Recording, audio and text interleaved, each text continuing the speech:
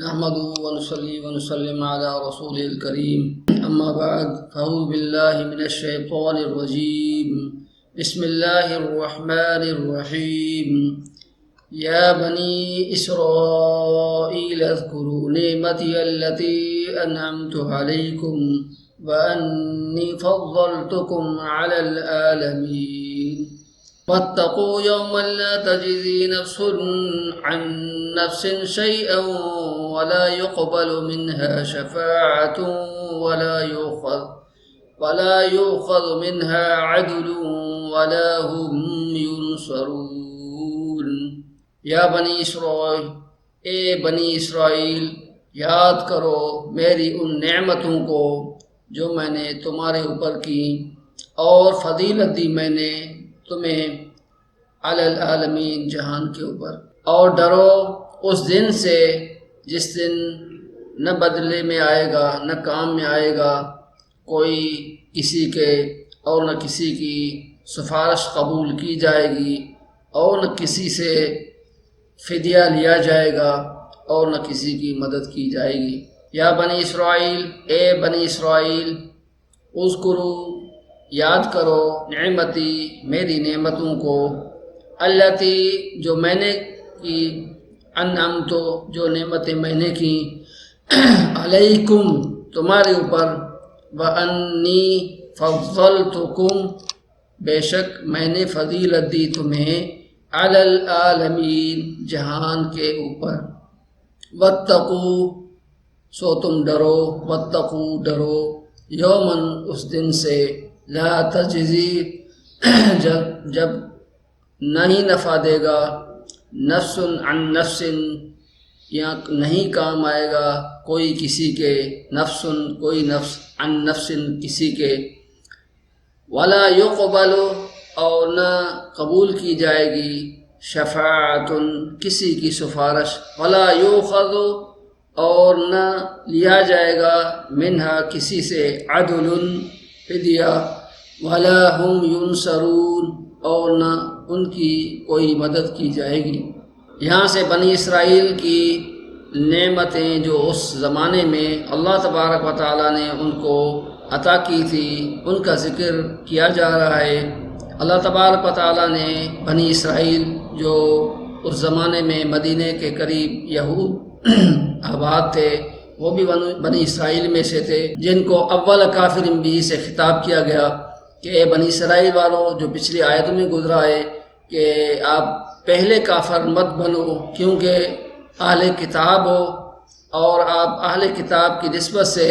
الہامی باتوں کو، انبیاء کرام کو اور نبیوں کے دین کو جانتے ہو،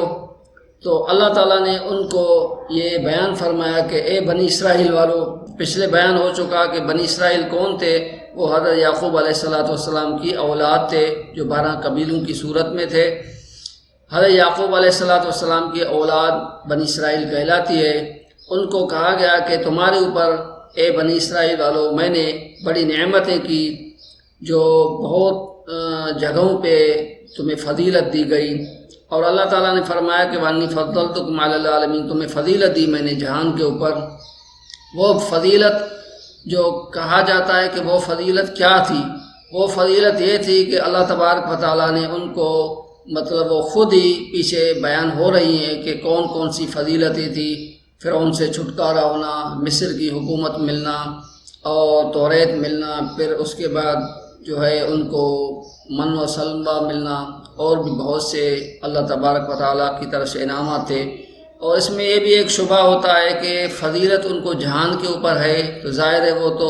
قیامت تک فضیلت رہے گی، تو اس شبے کا ازالہ یہ ہے کہ وہ فضیلت جو تھی وہ ایک دائمی نہیں تھی، وہ فضیلت وقتی طرف سے تھی، اس زمانے کے اعتبار سے تھی جو اللہ تبارک و تعالیٰ نے بنی اسرائیل کو عطا کی تھی۔ یہ فضیلت دائمی فضیلت نہیں ہے۔ اگر دائمی فضیلت ہوتی تو قیامت تک چلتی، لیکن دائمی فضیلت کا اس میں ذکر نہیں ہے، یہ فضیلت اس زمانے کے اعتبار سے تھی۔ تو اللہ تبارک و تعالیٰ نے فرمایا کہ آپ ایسے جو ہے دین میں ملاوٹیں کیوں کر رہے ہو، حالانکہ تمہیں مرنا ہے ایک دن، قیامت کے دن، یومن اللہ کے سامنے پیش ہونا ہے۔ اس دن تمہارا کوئی بھی یار و مددگار نہیں ہوگا، انسان کو بچانے کے لیے تین جو ہے چیزیں ہوتی ہیں، یا تو اس کی کوئی سفارش کرے تو اس کا کوئی سسٹم بن جائے، کوئی اس کو سفارش کے ذریعے سے چھٹکارا مل جائے، یا دوسرا یہ ہوتا ہے کہ اگر وہ پکڑا جائے اور عدالت عالیہ میں پیش کیا جائے تو اس کو جو ہے وہ فدیہ دے کر، ان کے مالکان کو راضی کر کے فدیہ دے کر ان کی جان چھڑائی جائے، پیسوں کے ذریعے سے ان کے مالکوں کو راضی کیا جائے،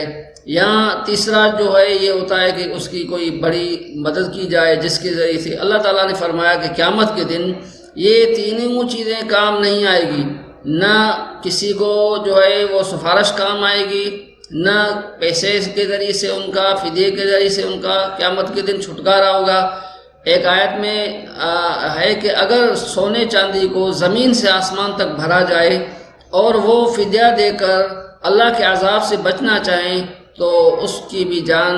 نہیں بچے گی، وہ بھی اللہ کے عذاب سے چھٹکارا نہیں حاصل کر سکتے ہیں، اور کوئی بھی کسی کا مددگار نہیں ہوگا۔ تو یہاں پہ ایک یہ شبہ آتا ہے کہ شفاعتن، تو قیامت کے دن کوئی کسی کی شفاعت نہیں کرے گا، سفارش نہیں کرے گا، حالانکہ احادیث مبارک میں آتا ہے کہ سفارش کی جائے گی۔ تو اس شبے کا ازالہ یہ ہے کہ سفارش جو کی جائے گی اس میں ایمان کا ہونا شرط ہے، مسلمان ہونا، مومن ہونا شرط ہے۔ اگر کوئی مومن ہو، وہ ایمان والا ہو اور کسی گناہ کی وجہ سے وہ اللہ کے عذاب میں جا رہا ہے تو اس کے لیے سفارش کا جو ہے ہوگا، جس طرح حضور علیہ السلام کی شفاعت ہے،